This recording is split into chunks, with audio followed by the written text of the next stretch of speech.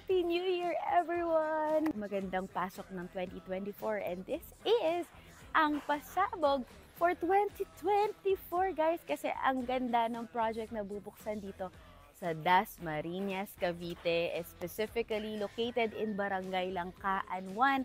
Napakalapit lang sa Robinsons, Dasmariñas at sa bubuksan na Calax Expressway o 'di ba? Cavite-Laguna Expressway exit sa Governor's Drive.